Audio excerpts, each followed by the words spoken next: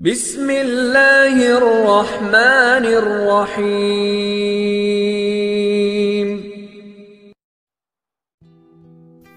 Bismillahirrahmanirrahim. Assalamualaikum warahmatullahi wabarakatuh. Syukur alhamdulillah, kita masih diberi kesempatan untuk berjumpa lagi di channel ini dalam keadaan sehat walafiat. Salawat dan salamnya semoga tetap tercurahkan kepada junjungan kita Nabi Muhammad sallallahu alaihi wasallam. Allahumma shalli ala sayyidina Muhammad wa ala ali sayyidina Muhammad. Sahabat beriman yang dirahmati Allah, menurut para ulama, waktu maghrib hingga waktu isya adalah waktu yang istimewa, waktu yang mulia, di mana di dalamnya dianjurkan untuk memperbanyak melakukan amalan-amalan soleh dan dianjurkan untuk meninggalkan kegiatan yang bisa lalai dari mengingat Allah Subhanahu wa Ta'ala. Setelah selesai melaksanakan sholat maghrib, kita juga dianjurkan membaca zikir dan kita sempurnakan dengan berdoa sesuai dengan kebutuhan dan keperluan kita masing-masing. Jika kita mampu, kita bisa menyelesaikan Al-Quran di setiap malam setelah selesai sholat maghrib. Setiap malam kita membaca 1 juz sehingga 1 bulan kita bisa hatam Al-Quran. Namun ada beberapa surah pilihan juga bisa kita baca.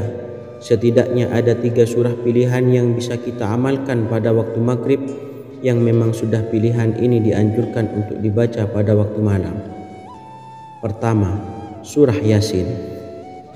Umumnya umat muslim membaca surah Yasin pada malam Jumat. Ternyata surah ini juga dianjurkan untuk dibaca setiap malam, termasuk pada waktu maghrib.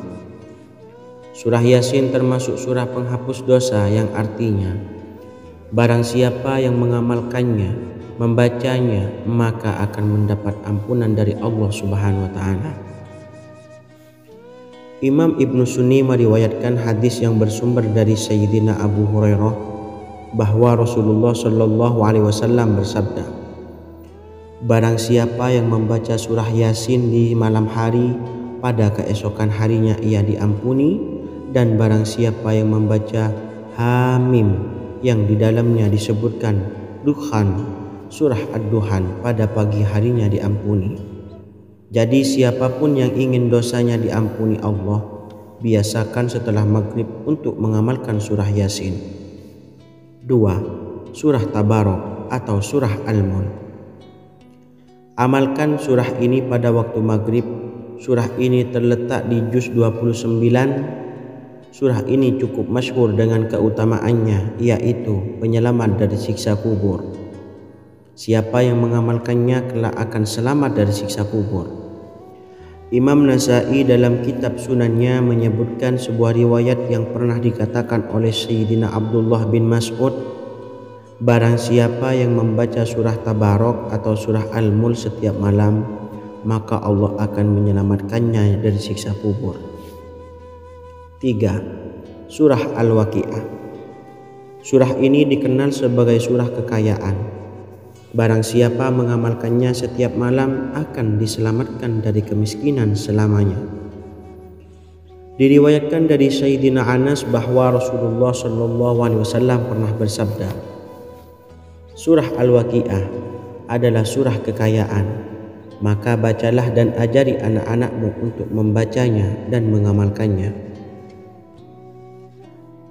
Mari manfaatkan waktu antara ba'da maghrib dan sebelum isya untuk memperbanyak berzikir dan berdoa serta membaca Al-Quran, terutama surah-surah pilihan yang telah diajarkan oleh Rasulullah Sallallahu Alaihi Wasallam.